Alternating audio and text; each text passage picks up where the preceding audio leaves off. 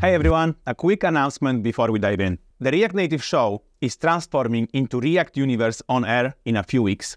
React Native will still be very much on our radar, but we're expanding our horizons to embrace all things cross-platform and full stack, from React Native to React. While the name is changing, our exceptional content remains, featuring insights from tech creators and innovators.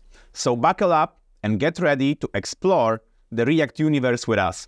Let's get started. Welcome everybody. My name is Jakub Urban and today I am hosting the React Native show podcast Coffee Talk, your favorite, brought to you by Callstack, a total software engineering consultancy. And today, as always, I have a great topic for you guys, and together with me, I have great guests as well. So today we will be talking about Reassure 1.0. If you haven't heard of it yet, what the hell you're doing? But also, I have perfect people to tell you about it. So my first guest is right here with me in the studio. Maciej, would you like to introduce yourself? Hello, I'm Maciej. I'm working with Callstack in R&D department. I maintain React Native testing library and Reassure. Awesome. Thank you very much, Maciej. So this is the guy responsible for all this noise that we're going to be doing today. Great stuff. And my second guest, who is not with me in the studio, unfortunately, but is with us spiritually and on the screen. Adam, say hi. Hey there. Hello. Yeah, my name is Adam. I'm the senior software engineer at Callstack also, and I work with our clients on the projects in the field. And I brought some coffee. Perfect. That's my type of guy. But to be honest, Maciej has some coffee too, so he didn't fail. And I have a coffee as well, so we are all prepared, yes. Well, there is one more guest. He's a special one. He's sitting right behind us, right, Maciej? Yeah. Who the hell is this guy? So it's a guy from Krakow, but that's all I can say. If you know, you know.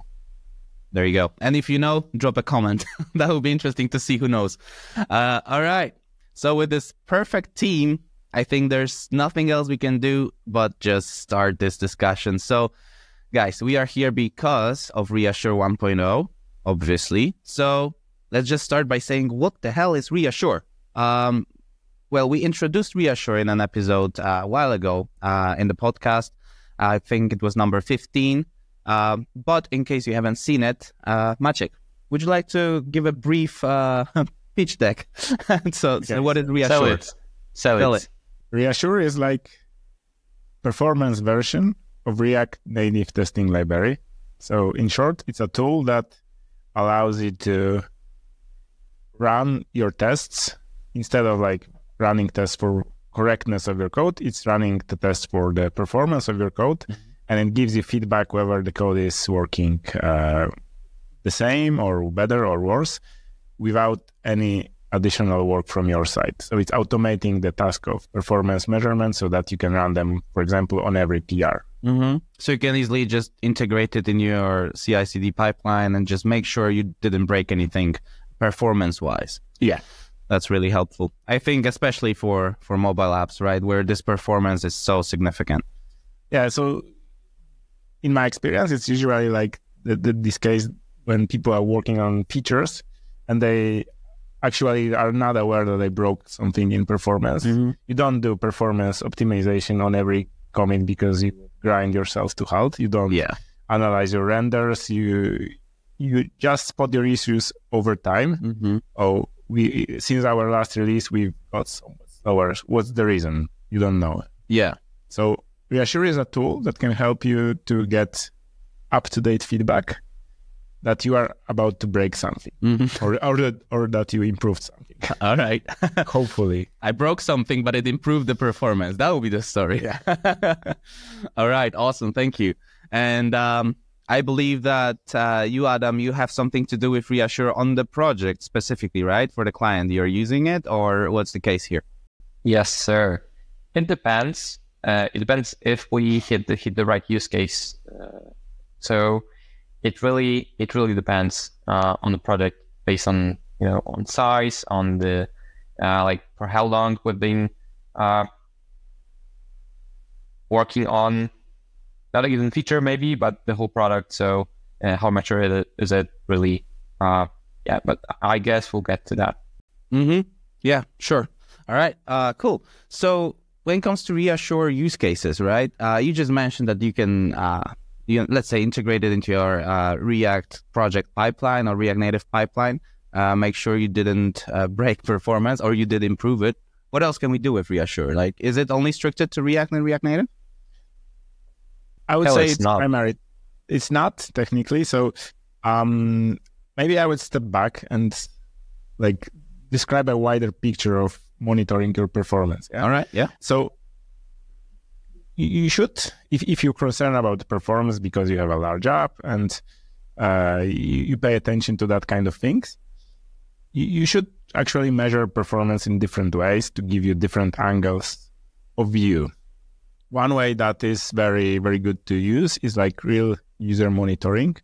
When you analyze the performance data coming from real users, from their devices as they're using your app, this is like most reliable source of information. It's also based on the actual devices that are using. You can see that, for example, application startup takes 2 seconds, and this is very meaningful result. There is one problem with that though, that this kind of data is very delayed. So when you make any changes, then you release the app, it gets reviewed in the App Store, which takes some time, and then users start to upgrade it, but not all users upgrade it at the same time. So it's usually a lag, let's say from 2 to 6 weeks between your change and the effect being visible throughout the user base. Yeah, it's somewhat better if you use over-the-air updates because then you can push it much faster. But still, there's a delay. So you already cut a release, you already merged some PRs, and if there is any performance issues, you don't have a knowledge actually which change caused that. Yeah. You only see that there is an impact. So this is a very good tool, very reliable, but it's kind of late in the development life cycle. So Reassure steps in. So Reassure has some restrictions. So one of the major ones is like it's analyzing the only JavaScript part of your application, as it's based on React Native testing library. So it shares also the limitation there. So as you may or may not know, React Native testing library is simulating React Native environment in your tests. It tries to do so the best way it can, but it still does miss the native features. Yeah. So it's not like a perfect simulation, but the benefit here is that you get much faster feedback. You can get it on a PR level before you even merge your PRs, so that the developers can fix the performance issue notice and fix it before they merge their code. So if you join these two tools, then you have much better chance of avoiding performance issues in your application. All right. That's much beneficial, especially when you said that usually it takes like 2 to 6 weeks for users to get updates. And when you have this performance issue, they will deal with it for 6 weeks until they get an update. Right? Yeah, there's a lag. There's a lag between releasing and seeing the effects, and a lag between fixing it and also using users seeing the improvement back again. Yeah. And 6 weeks of, on production issue with real users can cost you a lot. So yeah, that's a really, really helpful tool to find these issues early. So if I may also get into more technical details of what Reassure does. Let's go. Initially, it was focused on measuring render performance because from our experience, we were working with my colleagues on Entain application. So Entain is like co-sponsor or maybe the main sponsor of Reassure because it was initially developed for them, their performance project. It was a realization of idea that what we mentioned at the beginning, that you inadvertently introduce performance issues. So we thought, how can we prevent this from happening? So we're now doing performance optimization. It will be fine for a month, 2, 3, 4, 5. But then we will have to do it again because we iterate a lot of features. We have new functionalities which are required by the business. So how do we guard against these performance issues coming back again? And hence was the initial version of Reassure. So Reassure focuses on render performance as a main object. So it can use both React Native testing library if you're into React Native apps, but it also supports React.js, so the web performance. So that was the initial scope, yeah. But based on feedback, including from Adam, I think Adam, you actually helped to deliver that PR. It can also measure any kind of JavaScript function. So if you have some kind of data processing, some kind of calculations, you fetch some data from API, you need to transform it in some way, and you want to make sure that this code isn't slow, you can also use Reassure for that without any kind of reference to React or React Native. All right, cool. So you can just test your Bear.js without React under the hood, and it's gonna work. Yeah. All right, nice. So why wouldn't you just place timers everywhere in the code instead of using Reassure? So we do place timers, but we do it in a slightly smarter way. So if you measure real time of execution, it depends on what machine are you running. If you have a fast machine, the execution time will be shorter. If you have slower one, it will be longer. So it's not feasible to place like arbitrary numbers like 100 milliseconds, because then you need some kind of reference what it means. Yeah. Mm-hmm. What hardware was it run on? And stuff. Yeah. Mm-hmm. So this is the first thing we do. We always measure two sets of measurements. So we measure like before your change. So typically that would be your main branch. Mm-hmm. Versus we measure it against the PR that you are submitting. And then we compare it, because now it's relative, so it doesn't matter whether you have fast machine or slow machine. As long as it's the same machine, you should be able to see, oh, my code is running 10% faster, for example. Yeah. Mm-hmm. So this is the first trick in our sleeve. The second one is that we use repeated measures and average them out, because there is always some random fluctuations of time, because, I don't know, your machine was running some other task in the background. Yeah. So by default, we measure 10 times in each scenario, so baseline and current, and we do averaging of these results to have more reliable metric. We additionally actually use the same methodology as V8, the JavaScript engine, is using when they have statistical tests to analyze not only like the average, but also the individual results, their standard deviation, the number of tries to have more scientific way of saying, oh, this is the same, basically the same result. Yeah, it's like running an experiment. Yeah. Okay. Yep. And the 10 rounds, that's just the default. So you can, from my experience, it's like, in the field, it often looks like you need more runs if you feel like there's like more slackness involved. So you just want to, calculate the very same thing, but based on like 20, 30 runs. But then at the same time, it like costs more basically, because you have to spend more time running them. So it's like, you have to decide yourself. Yeah, it's definitely slower than running your unit test, because it has to repeat the number of times. Yep. And as you said, you can tweak the number of runs. For example, on CI, if your CI is not so stable as your laptop, you can do it on a global basis. You can do it on a per test basis. If you have some like small test which is very fast to run, so the random fluctuations would be more impactful, you can run it, let's say, 50 times. Okay.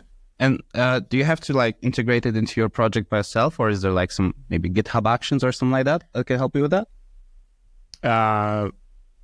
I genuinely don't know. That's why I'm asking. We have a CLI, so there are a couple of steps that you need to do. So you need to install npm dependency, which is obvious, right? And then you need to create a script that will basically run Reassure against the main branch of your application, and then against the current branch. But we have a CLI for that, which automates this thing. For connecting to your CI, we rely on Danger.js, which has a plugins for, I think, most of the CIs out there. Okay. So we plug in into that. So basically, nearly all CIs should be supported.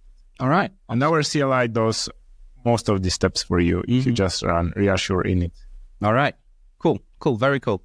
All right, guys. So let's leave the background stuff behind. This was an awesome story and the good details. But we are here because 1.0 was released, right? It was released like what last week? Something like that? Yeah, last week. Yeah. last week I was on holiday, so I released it just before going on holiday. Just closed the laptop, went away. There actually were a couple of RCs, so release candidates, so it was slightly more stable, let's say. Thank God.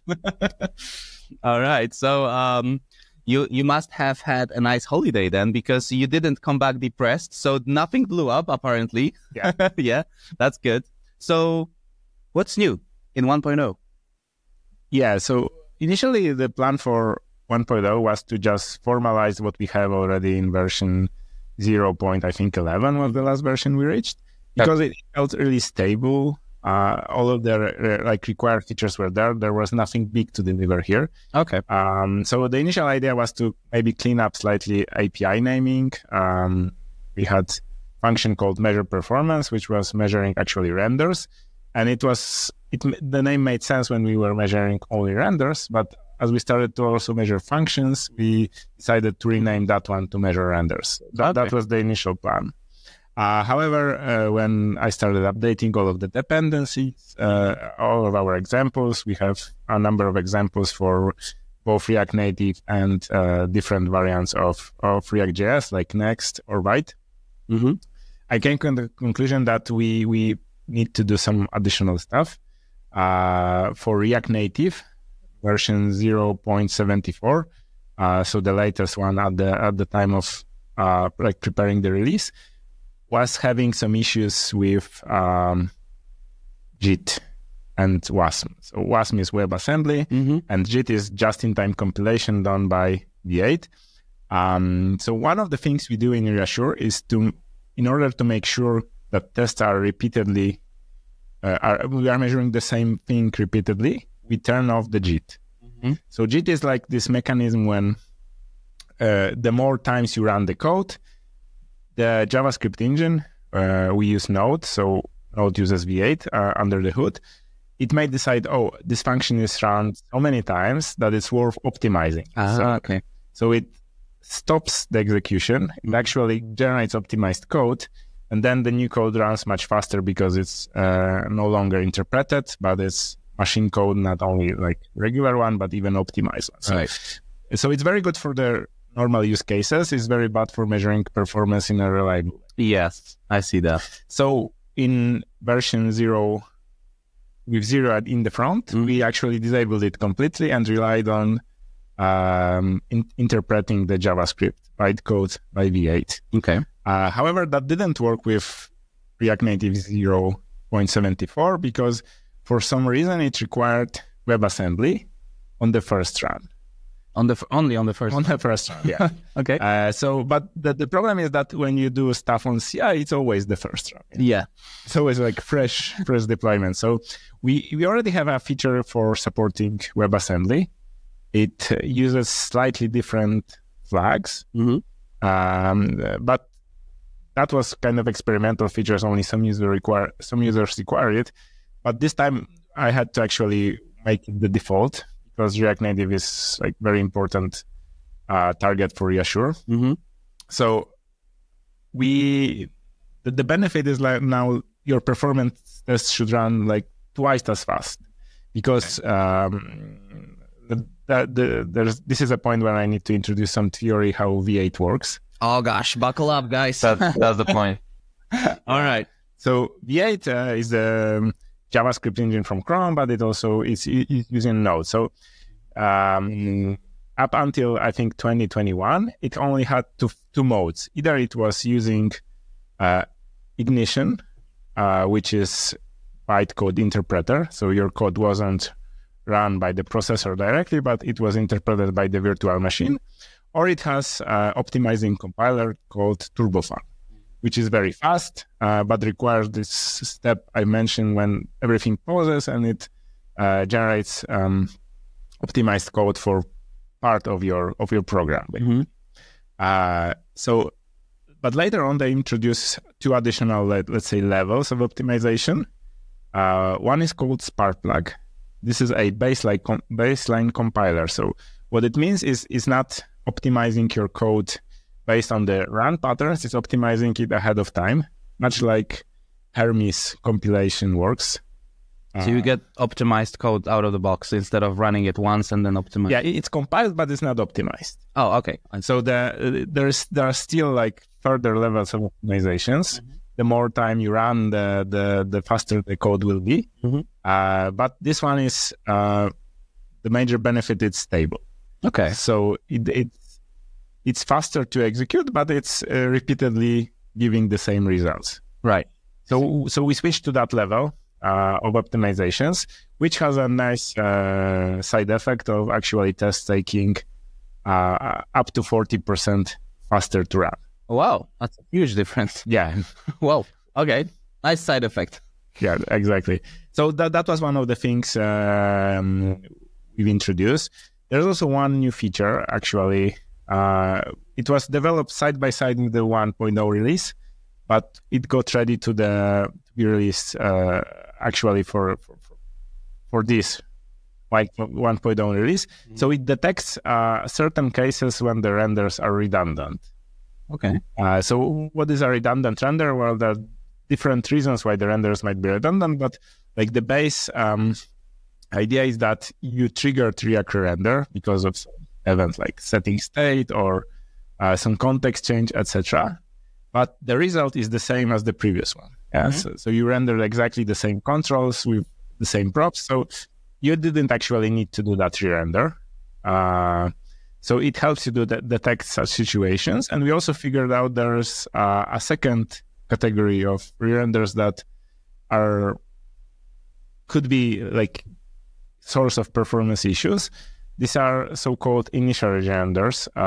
This is a situation when you have a component, you render it initially, but then immediately it jumps and triggers another re-render. So a classic case might be you have a use effect hook inside your code, which calls some set state. So for example, you start with component, which is in idle state, and in the use effect hook, you immediately trigger into loading state. Yeah. So it's not like a problematic code. It's not like it's running incorrectly, but you are introducing redundant re-render because you might already start in the proper state and avoid this second render. So Reassure is also able to detect that and give you feedback on it. All right. Because for simple views, it's not a big deal, but if you have big views with big data, it might suddenly become a big issue, right? When you have this extra re-render, which you don't even care about at the beginning. But then it's like, why is it taking 2 seconds? Like, what's wrong with it? Okay, so this is a really, really nice explanation, Maciej. So thank you for that. Even me, I understood that. So, and I'm not an expert in JS engines or anything. Maciej, may I have a question? Just a quick one. However, just like relying on so many V8 internals and like setting it up correctly, does it block in any way, expanding for all runtimes? If I were to integrate Reassure with Bun, for example, so like make it run with Dino, whatever, does this like design decision of relying on how V8 works and how you can tweak it, does it in any way block like expanding this to all runtimes? So this is a very good question. So at the moment, Reassure is connected with both the test runner, which is Jest, and runtime, which is Node. So if that were to be moved to other runtimes or test runners, there are at the moment, this is supported by environment variables. So you can set it when you run the application in your CI script or whatever. It's not very nice because you need to know what parameters to put there, but it's supported. So if anybody wanted to actually contribute support for alternative test runners like vtest or alternative runtimes as Bun, that is very welcome. We have open issues for that. Cool. So in general, it would be a matter of setting proper flags for given runtimes and making sure that these flags affect make the test run in a repeated way, that it doesn't introduce some JIT-like behavior or some other things that would make the test not run repeatedly still. And I also see that on the Reassure repo, there is already an issue for bund support, and it's marked as a good first issue. So if there's anyone willing to jump into open source, you can do this with, for example, bund support for Reassure. That's my remark. Sorry. No worries. From my side, I'm offering help in reviewing that, in making sure that the PR checks all of the boxes, to say. And that your PR doesn't break break the performance of Reassure. Actually, do you have Reassure tests running on Reassure PRs? Yeah, nice. So the part of how we are testing Reassure is we have a test app inside of Reassure repo. Like React Native, for example, has React Native test app. Because part of Reassure is like generating the reports, the CI. So we need to see that these reports are generating correctly. So we have inside of repo a test app against which we run it, and you can see that the report is there. All of the tests pass as well. Yeah, that makes sense. All right, cool. I just had to know. Okay, so guys, as we more or less know what is Reassure, how it works, how it benefits the JS engines and runtimes and test runners, how to say when I should start introducing Reassure into my project and when I should not bother myself yet, because I think this is the question that most people will be asking for themselves. That's a valid one. Yeah. And I feel like you guys, because you built it, you are using it in the project actually like on a production, so you guys know how to tell this probably. And Maciej, let's ask Adam first. Let's see what he thinks, and let's then see if you think the same. That's the guy, all right? Yeah. So I mean, you could expect me saying it depends, because it depends. But I guess I have one use case which might help you to get a better understanding, better feeling of whether you actually need it at stage, whatever stage you are currently. So for projects, like regular stuff that you have to deliver daily, I would say it depends on the scale. So you would feel right away if you had some stuff that actually could have been cut way before. I think you can work your way around the problems of performance monitoring platforms that Maciej mentioned at the very start. So yes, you can like tag your versions and roll to only like part of your user base in production, or like have staging environments to also have this monitoring setup. So that's one way of figuring this out. But you would basically have a feeling straight away of whether you need it or not. But if you have no clue at this moment, I would say local iterations and working with Reassure locally, which is like my personally favorite use case. I use it on like my side projects I do over the weekends. So you can basically plug it in. You don't have to use it on your production code if you don't feel like you have to. If it's too small, if it's you feel complex, whatever it is, your reason, you can just use it locally. It's super flexible. So like stuff that you can cover with CI runs, like baselines, and then measuring against this baseline value, you can do the very same thing locally. So you can pretty much only benchmark your code if you like to. And you can try a few implementations especially if you have a lot of code running client side. So you might not be having a lot of components to test, but you might have a few really crucial to like your project functions that run if only supplied with a lot of inputs, so a lot of objects inside of your parameters. They can load for seconds. So you might want to basically benchmark this locally with nice interface, with nice reports locally, and this it might be your only use case for quite a while, and it's totally fine. So it's just a tool, but at the same time, it's a really damn nice tool to run locally, and then you can, try it out with your team or like personally, and then try to roll it into the project.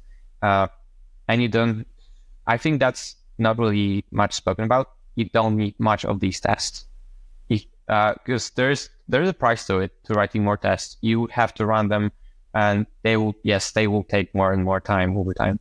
So you really have to decide at some point what really needs performance testing at which layer within the code, within the application. If you test your applicational code, at which layer you want to put them, whether like really low on your functions or on your components. I don't, for example, recommend writing them at the very top level, because then you have like a recurring issue with Jest, for example. You have to mock a lot of stuff and you have a complex system. This might be a problem. So I would say try it out locally, either or the very same project or something that you work on over the weekends, and then try to enroll it more and more. And keep in mind that you might want to limit yourself with the amount of tests. So just very consciously decide at which layer and how many tests you actually need. All right. That's a really cool answer. About local tests. I'm a person with slight ADHD. So I got bored when the tests are running, because they can run like 1 minute or 2 minutes, depending on number of tests. Don't open like another program and do another stuff. It will slow down? Yeah, it will affect the test runs. Yeah? If you open, for example, YouTube to watch some videos, yes, don't do it. Yeah. Go take a coffee. Because as Maciej described before, it heavily depends on your hardware that you're running. If your hardware is busy, it's going to slow down tests and results will be falsy. Yeah, exactly. You need to test the before and after in the same conditions, which means just keep your machine. Just get another laptop for this. or watch YouTube on your mobile. Yeah, exactly. Yeah, but the same fact that you can just use it locally the same way. I mean, it was tricky at the very start. I remember enrolling this at different teams and people asking questions like, so it runs on the CI and it does its magic. It compares to the main, whatever it does, I don't know. I just see the end report. And then people actually seeing in the field, they can run the very, very same steps locally. You can just check out to the other branch, run the measurements. You can just check out to the other branch, run the very same thing against the baseline that you now have locally on your disk. Because at the end, it's just a file on the disk. You write and read JSONs in and out. So it runs the very same way. And you can use it as your CI runner would use it. You can do the very same thing, checking out different branches, seeing different implementations across the team, how people can, solve the same problem, but with different results when it comes to performance. Okay. All right, cool. Maciej, would you like to add something to this or challenge something? I want to add also another touch to what you, Adam, said about mocking and stuff.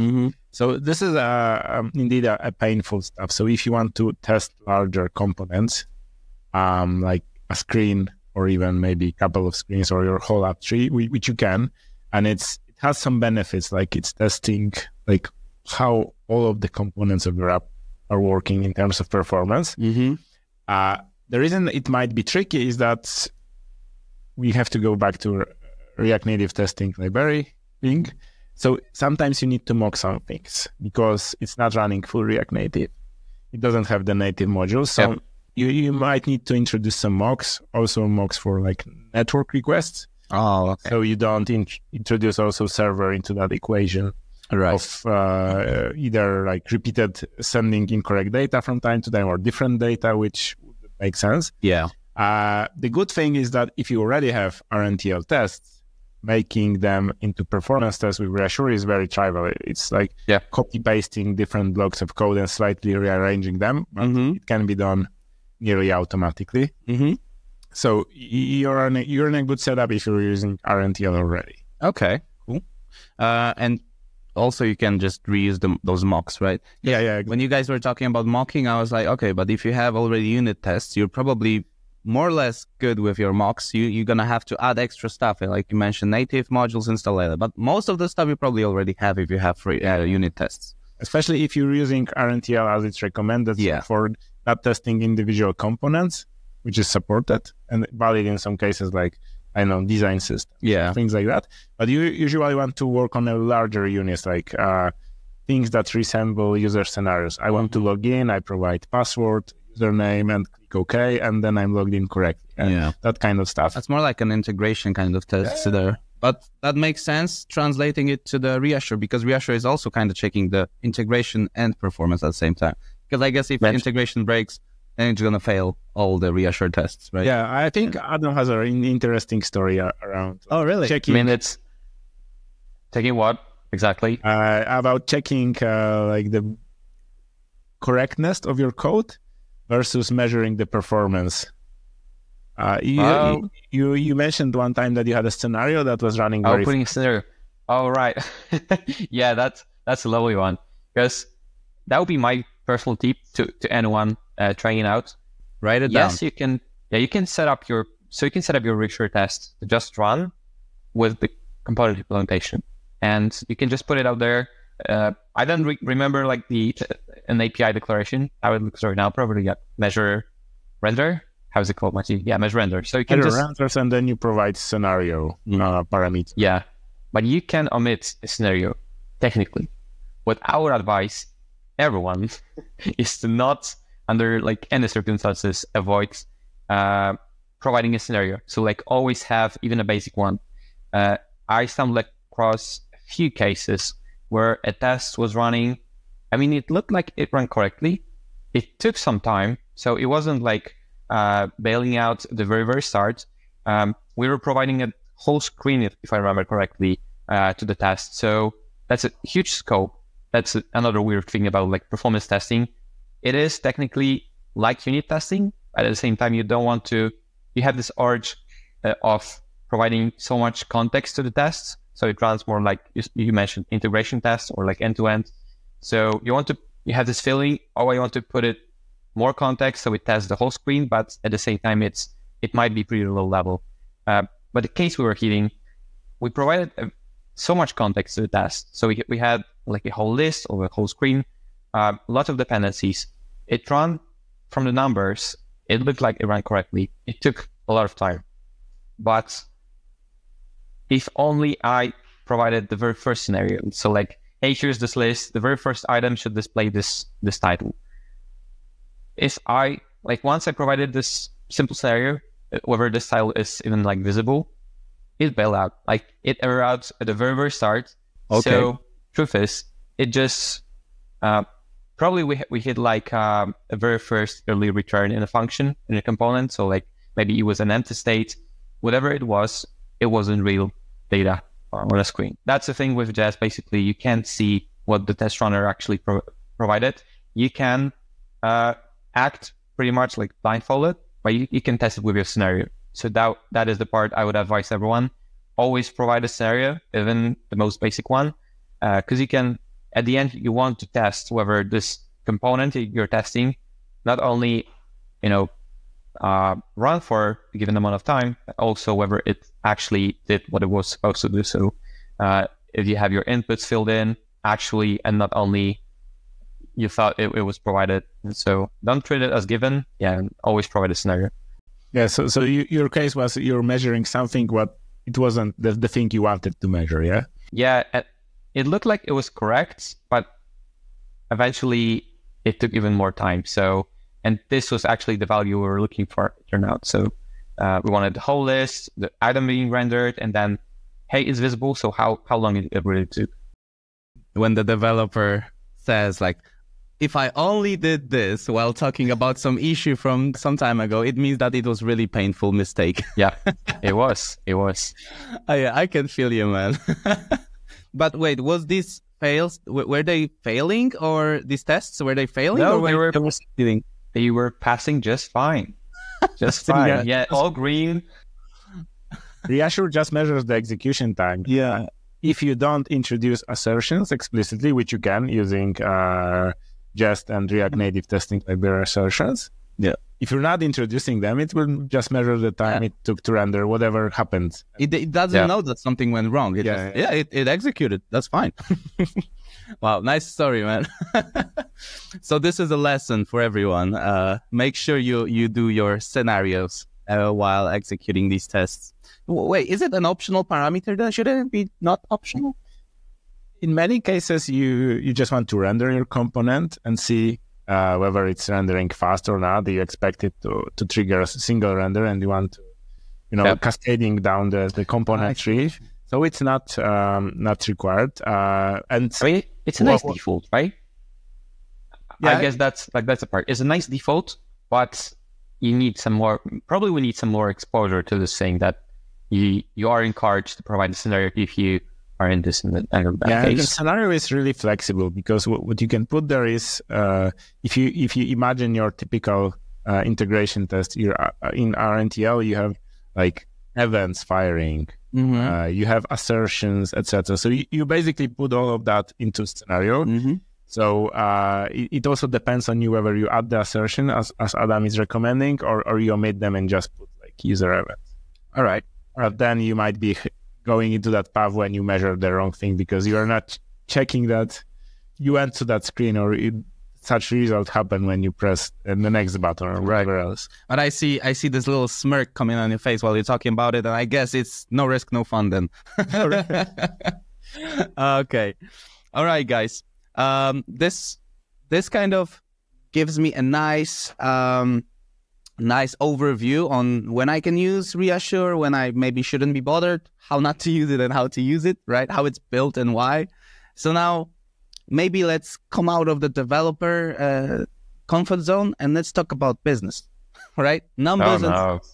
So, I have a project, we have a bunch of people on the project, and I heard of this Reassure, really cool library. So I would need to convince my managers that we need it right now, right? So how can I convince them? How can I tell them that the business will benefit from using it? Because we all know that it's not only about adding cool stuff to projects. It needs to make sense business-wise, right? So how can I convince my managers? Yeah, so there are trade-offs, yeah.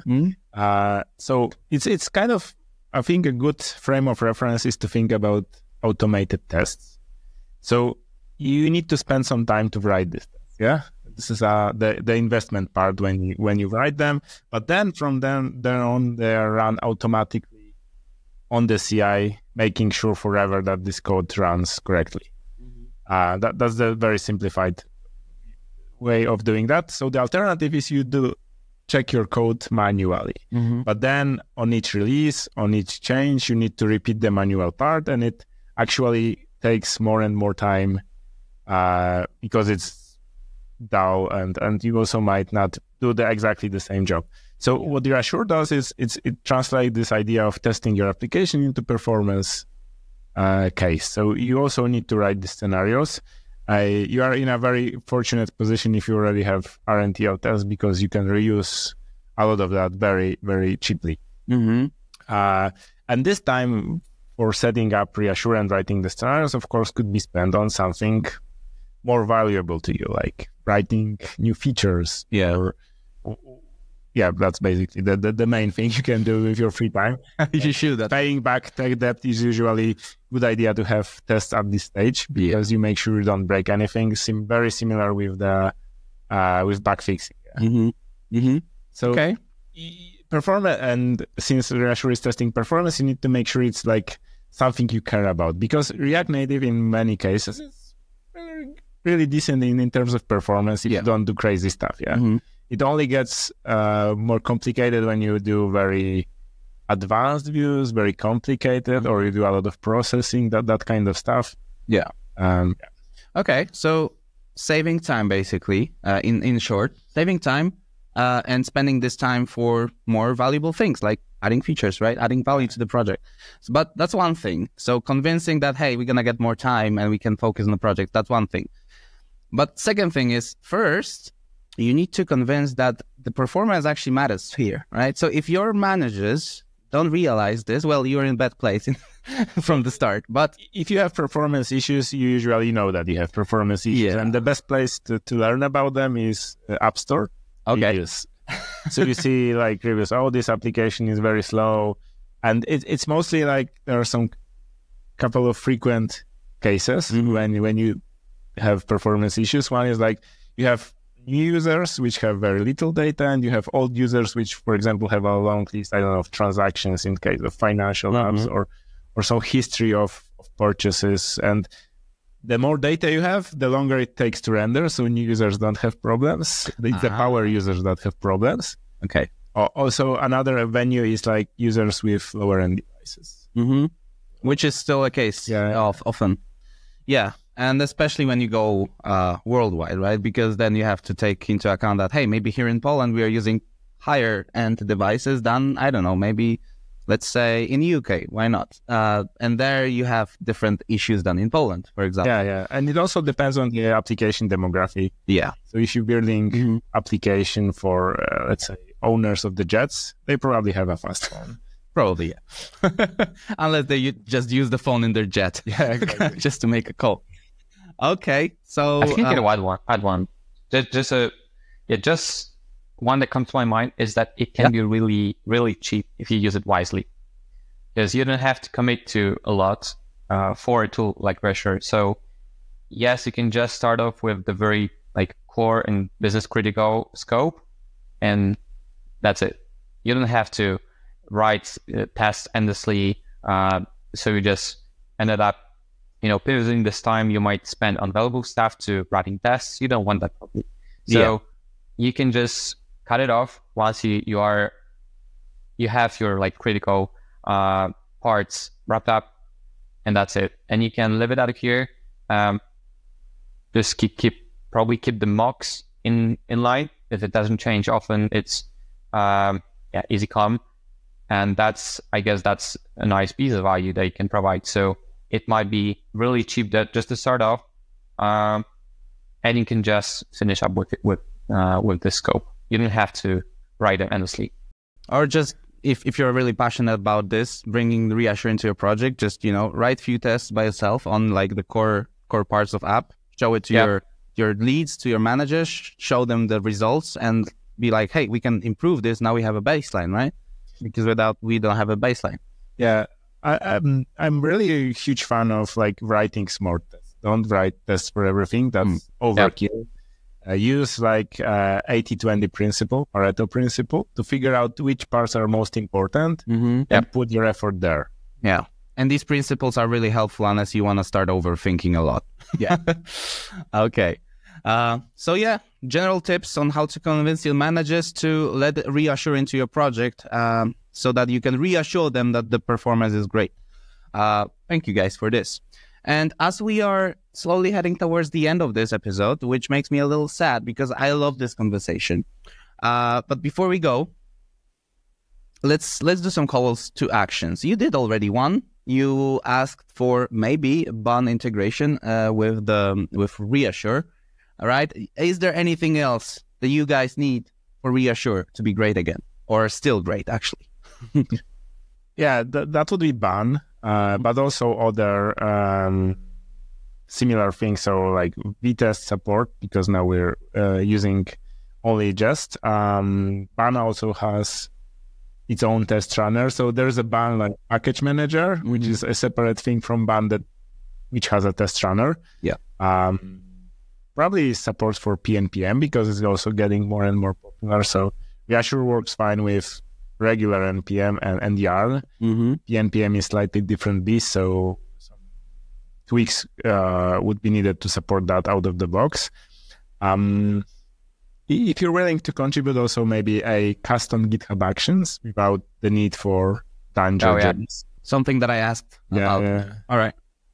Cool. And I guess it's all prepared already in the repo issues? Yeah, we have that logged in and marked in as help needed and good first issue.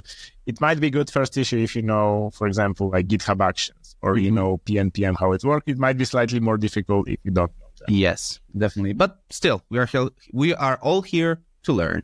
Exactly. And let me do the shameless plug. If you don't know about BAN, there is a great episode by me with Jared, the creator of BAN. Yeah. So go ahead and check it out. It's been a while, though.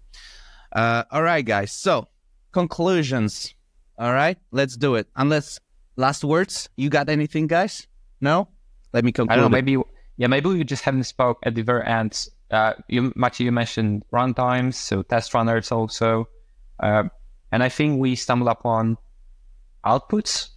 I mean, this may come just with more adoption, but more outputs to what is currently available. So we have, I think we experimented with Grafana so far, but basically it is a task that a chore you have to do if you have some out of tree, I would say at this point, targets they want to put Reassure test outputs into. So maybe some adapters will be needed over time, but this just will come in a natural way with adoption. Some adapters for like custom tools for gathering the statistics or something like that, like Grafana you mentioned. So Reassure has ability to do so, like allow you to do this integration quite easily, because it outputs the results in a couple of formats. One is Markdown for consumption on CI. So it works really nice with, for example, GitHub. But it also gives you JSON file in a very structured format. You can analyze the same data. But if you needed to put it in some commercial tool, then you need to do the adaptation by yourself. Yep. So you can even build your own tool if you're really willing to. Yeah, exactly. Yeah. Nice. And yeah, we love visuals, right? So it's always nicer to see nice graphs rather than just pure text. So yeah, help needed, guys. Thank you for that then. So let's wrap it up then. We talked about Reassure 1.0. So guys, go ahead, check it out, test it, break it, give us your feedback, help with the issues. And I have to say that the future of Reassure seems really, really promising. I mean, more and more projects here in Callstack, we see are adopting this technology just to test their performance. So that's great. But as Maciej and Adam said, we still need your help on that. So go ahead, check out these issues. And what else? Thank you very much, guys, for being here. I love having such a great guests here in studio and on the podcast in general. So that was really fun. Thank you, the audience, for listening or watching us. Don't forget to drop a comment if you have already used Reassure or if you have any questions. I'm sure Maciej and Adam will be monitoring those comments to give you answers. Don't forget to share your feedback. There will be a survey. You can drop a feedback. We need it to make this podcast better. Without it, we think it's great. So, prove us wrong. We need that. And don't forget to subscribe to Callstack newsletter to get to know about releases like this one and other cool stuff, right? So thank you all and have a lovely week. Thanks for having us. Thank you. Thanks so much. Bye-bye. Bye. Hey React fans, we have some massive news for you. React Universe Con 2024 is happening on September 5th and 6th in Wrocław, Poland. Formerly known as React Native EU, we're expanding our horizons to include all things React and React Native. Why should you join us? Meet your tech heroes and open source contributors, learn from 20+ speakers from Meta, Expo, Shopify, Infinite Red, Callstack, and many more. Be the first to discover exclusive tech reveals, get instantly applicable tips on full stack and cross-platform development, and network to fuel your career. Plus, experience the community spirit and attend a fantastic networking party on day 1 and after party on day 2. Tickets are limited, so hurry up and book yours at reactuniverse.com. You can also buy a combo ticket to attend both the conference and expert-led workshops.